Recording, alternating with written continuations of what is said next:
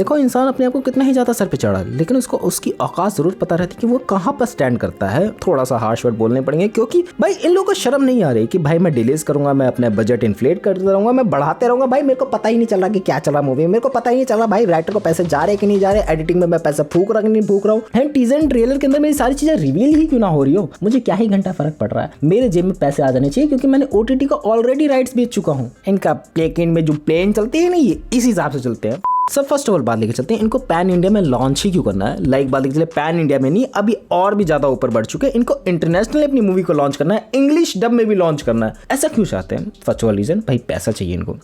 And second one reason कि भाई जो इंटरनेशनल ऑडियंस की मार्केट है ना, जो तुम लोग को देखेगी, इंडिया की ऑडियंस थोड़ी बहुत गरीब है, उस हिसाब से उनकी जो रेवेन्यू पर शेयर है जो कमाते हैं इंडिया के लोगों से, वो बहुत ही ज़्यादा कम है। लेकिन अगर वहाँ के लोग खरीदेंगे टिकट को, ओवरऑल GDP में भी ग्रोथ होगी इन द सेकंड हैंड। नहीं, ऐसा नहीं सोचते वो लोग, वो सोचते हैं कि भाई वहाँ से ज़्यादा पैसा आएगा। दैट वाज थिंग, जहाँ से ज़्यादा पैसा बटोरा जा सके उतना ही ज़्यादा हम लोग सुपीरियर बन सकते हैं। एंड जैसे साउथ इंडियन लोगों को पूजा जाता है, वैसे ही इंटरनेशनल मार्केट में भी पूजा जाए, क्योंकि इनको लगता है कि अगर इनकी जो भी थोड़ी बहुत मूवी है जो अच्छी चली गई है, वो और भी ज़्यादा ऊपर जा सकती है। अब मैं किसी एक मूवी को पर्टिकुलर टारगेट नहीं कर रहा हूँ, मैं सभी को कह रहा हूँ कि भाई सभी ये लोग चीज़ें सोच समझ के चल रहे हैं। लेकिन बॉलीवुड की इस बात में तारीफ करना चाहूँगा, उनको पता है कि भाई उनको कहाँ लॉन्च करना है, उनको पैन इंडिया लॉन्च करना है, उनको इंटरनेशनली लॉन्च करना है। क्योंकि एक बंदे को उसकी औकात पता लग जाती है कि भाई मैं वहाँ नहीं जा सकता हूँ, तो मैं उस जगह को ना टच भी नहीं करूँगा। एंड इस बात के लिए यश भाई को तो भाई सल्यूट है दिल से, सल्यूट है भाई दिल से कि भाई कर रहा है बंदा अपनी तरफ से एफर्ट। अब मैं इनको बुरा एफर्ट कर, अच्छा एफर्ट। भाई यश भाई आपने बहुत अच्छी मूवी बनाई है, मैं आपके साथ हूँ, मैं आपके लिटरली बहुत ज़्यादा साथ हूँ कि भाई या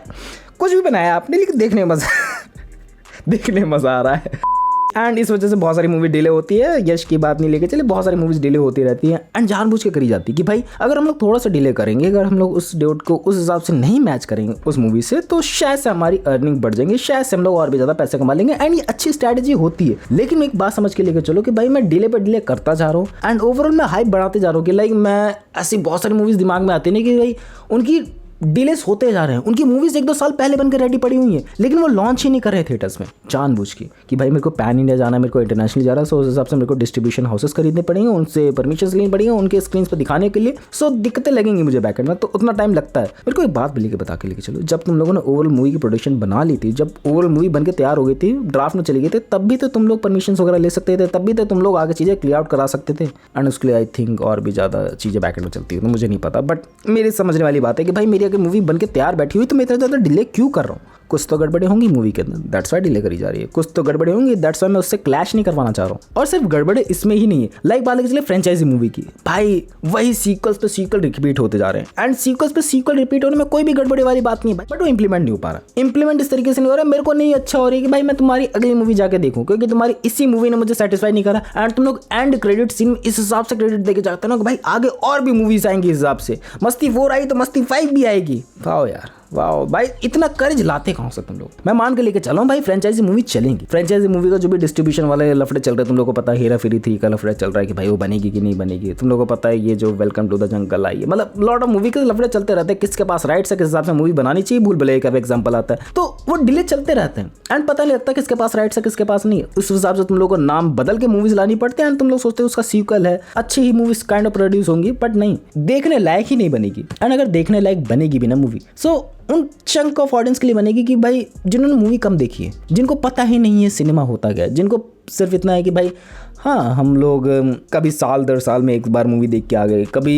एक पॉपुलर हीरो की मूवी आई तो उसको देख के आ गए, 6-7 महीने में एक बार मूवी देखने जा रहे हैं, तो उनको घंटा फर्क नहीं पड़ता, उनको सिर्फ मूवी देखनी, एंजॉयमेंट हो रहा है, अच्छी बात है, मैं उनको बुरा नहीं बोल रहा, मैं बस बोल रहा हूँ कि भाई उनके लिए वो पर्टिकुलरली ऑडियंस टारगेट करती है। बट ऐसे बात लेके भाई मूवीज का शौकीन है, हर हफ्ते मूवीज देखने जाते हैं, उनको तो डिसअपॉइंटमेंट होगा ना कि भाई ये मूवी हिसाब से बेटर नहीं थी, इसमें तो गड़बड़े थी। एंड जब तुम लोग को क्रिटिसाइज करा जा रहा है तो तुम लोग उस चीज़ों को फिक्स भी नहीं करते, उस मूवी को और भी ज़्यादा गंदा बनाने लगते हो अगली बार से कि भाई हाँ फिक्स कर देंगे अगली बार से, लेकिन उस चीज़ को फिक्स कर दिया और बाकी एरिया को बहुत ज़्यादा बिगाड़ दिया। ऐसे कैसे चल रहा है भाई, ऐसे कैसे चलेगा, ऐसे चलेगा तो तुम्हारी मूवी पिटेगी लेकिन पिटेगी नहीं। पता है क्यों? क्योंकि ये लोग OTT पे रिलीज कर देंगे एंड ये OTT पे उस तरीके के राइट्स बेच के रखते हैं कि भाई 1-2 हफ्ते थिएटर्स के अंदर चलेगी, 1-2 महीने थिएटर्स के अंदर चलेगी, उसके बाद तुरंत तुम्हारे पास राइट चले जाएंगे एंड 100 करोड़ या फिर 150 करोड़ जितने की भी डील होगी उसके राउंड ऑफ मूवी बिक जाएगी ऑलरेडी। बट इससे घाटा भी होता है कि अगर तुम्हारी मूवी शायद से ज़्यादा कमा ले शायद से ज़्यादा कमा ले बाय चांस, शायद से तुम लोगों ने जितने पे करे हैं उससे ज़्यादा मूवी डिजर्व करती थी।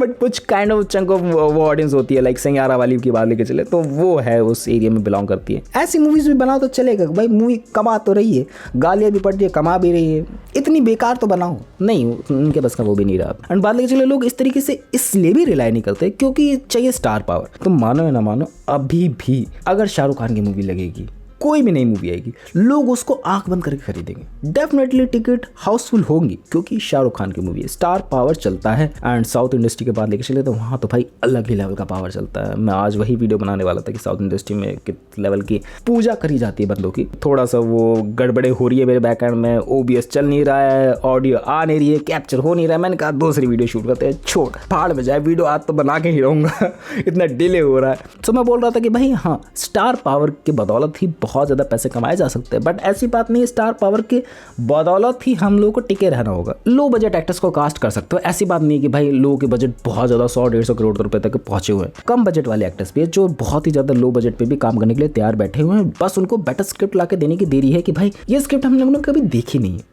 एंड उस चीज़ की देरी के लिए बहुत ही कम डायरेक्टर हैं, बहुत ही कम स्क्रिप्ट राइटर जो अच्छी तरीके से उस चीज़ को पुल ऑफ कर पा रहे हैं। We have the example of Sandeep Reddy, Vanga, Aditya Dhar, जो पैटर्न मूवीज प्रोड्यूस तो कर रहे हैं बट उनको हेट भी उस लेवल तक का मिल रहा है, उनको बॉयकॉट भी करा जा रहा है। मतलब 10 तरीके की चीज़ें बैकएंड हो रही है। तुम एक अच्छा काम करोगे तो 10 लोग गालियाँ देंगे। एंड अगर तुम लोग स्टार पावर को ले रहे हो, ओवरऑल तुम्हारा बजट एग्जॉस्ट हो चुका वहीं पर, भाई तुम्हारा बजट वहीं पर खलास हो गया। तुम लोगों को कहीं और सोचने की दिक्कत ही नहीं कि भाई मैं स्क्रिप्ट राइटर को पैसे दूंगा, मैं VFX वाले को पैसे दूंगा, मैं कहाँ दूंगा पैसे। एंड इस वजह से बजट मिसमैनेज होता है। एंड 200-300 करोड़ रुपए पहुंचाना बहुत ही ज़्यादा नॉर्मल लगता है भाई। 200-300 करोड़ रुपए बस सोच के देखो कितना ज़्यादा नंबर बड़ा होता है, लाइफ सेट हो जाएगी किसी की तो।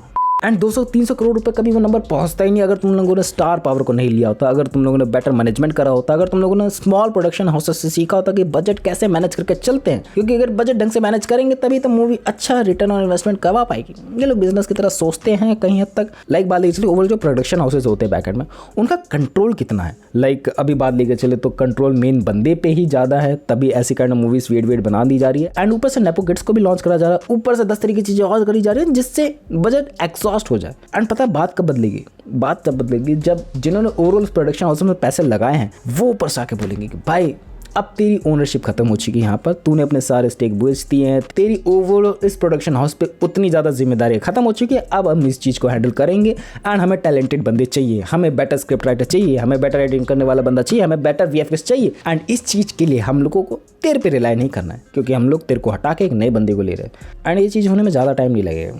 मैक्सिमम टू मैक्सिमम अगर ऐसी मूवीज़ बनती रही भाई क्या ही कमाल होगा। एक टाइम पे तो रिवोल्यूशनरी चीज़ें आएंगी बट उसका हम लोग वेट कर सकते हैं। तब तक हम लोग क्या करेंगे भाई, हॉलीवुड को देखेंगे। बट वहाँ पर भी काइंड ऑफ बेटर मूवीज़ नहीं बन रही, मैंने सुनने में आया है। मैं पुरानी मूवीज़ देख को काम चला रहा हूँ, जिस दिन वो मूवीज़ खत्म होंगी तुम लोग को बता दूंगा मैं किस तरह शूट हुआ, क्या मूवीज़ तुम लोग को देखनी चाहिए। बाकी गर्मी ने हाल बेहाल कर रखा था। तुम्हारे यहाँ क्या हाल चाल है पता ना। And what can I improve it, बहुत सारी चीज़ें लग रहा है इम्प्रूवमेंट के लिए। सजेशन नहीं मांग रहा हूँ,